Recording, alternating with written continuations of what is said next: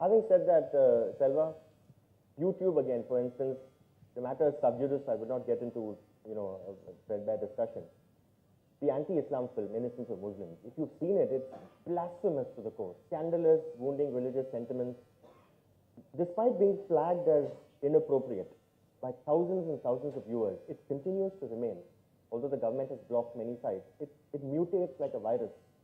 So, are we dealing with a monster that we now cannot control? I think in a democracy, in an information-free world, this is a consequence that we have to learn to live with. At one end of the spectrum, we have archives, rare material, which you can never get to see. As Madam Anita has been talking about arts, I've seen several clippings from tennis matches which we never thought we could see, or certain goals which we only read about and dreamt about them, and now we can see them. And seeing is something, it takes you to an entire different dimension. But at the same time, this fact that this is a hydra, and there's no way, no technology has been invented. And once you've copied it, you duplicated a material. After that, whatever the government does, as long as that second copy remains, it can be replicated. This is something fundamental to human nature. And as long as you have certain rebel elements who believe in, who don't believe in the values of society, would continue to needle society with such things. And unfortunately, this aspect, the society at large may have to pay a big price for it.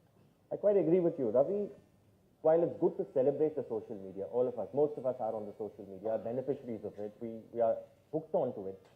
It's also time to perhaps do a little introspection. Today, the social media, a lot of people on the social media operate under the cloak of anonymity. You know, the sniper attacks that are launched. You can start a Twitter account without actually, I can start a Twitter account with Anita Ratnam's name and post a picture. So I didn't post a picture.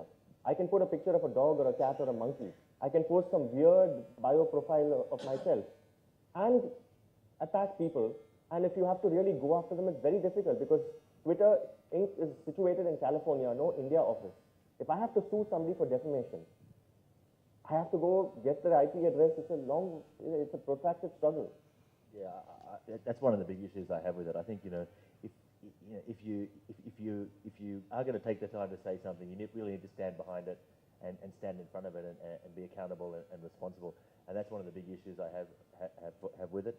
I mean, to your point, I think, as a parent, social media is a real worry because it's very hard to sit behind your child's shoulder and watch what they're looking at from one screen to the next. There's pornography on the net, which is pedophile. It's not just pornography. I mean, pornography is obviously the great demon, but there are so many things that are inappropriate and they're so easily accessible. And I think that, and it's so easy for them. I mean, they're much better at it than most of their parents, both accessing and hiding. So, I think these are real issues that we have to face, and something that is essentially boundaryless.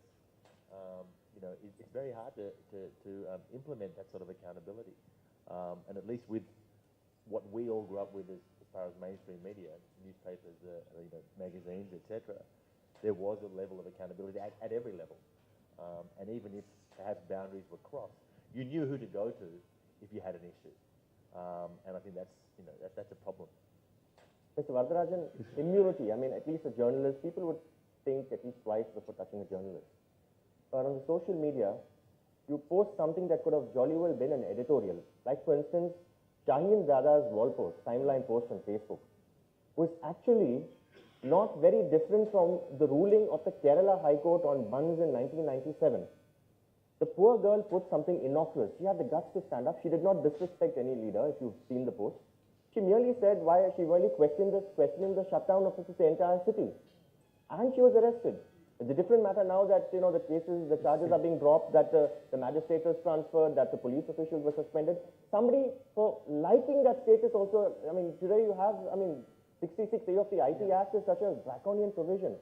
So are we so scared of the social media? Are we so scared of the truth? Yeah.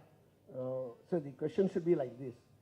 The law and order, or the government is threatening social media, then the social media threatening the mainstream media now. So the same day, we read in the Hindu that former Supreme Court Judge Kachur wrote about he doesn't want to mourn the death of Paul Thackeray. So there is a differentiation, you know. So that fear has been given. So that should be removed, definitely, naturally. All right, I've got statistics for you. Although they say lies, damn lies, and statistics. A lot of prominent media people also feel the need to spend considerable time on the social In fact, media. I'm sorry. In fact, after that, my neighbors, they've been finding it, I mean, they never wanted to enter into Facebook or something and make a comment also after these incidences. They've got a moral fear. They've been jokingly making some comments. When they heard these 2 or 3 occasions, people have a reservation to enter into Facebook or in Twitter, and some moral fear has been given, you know.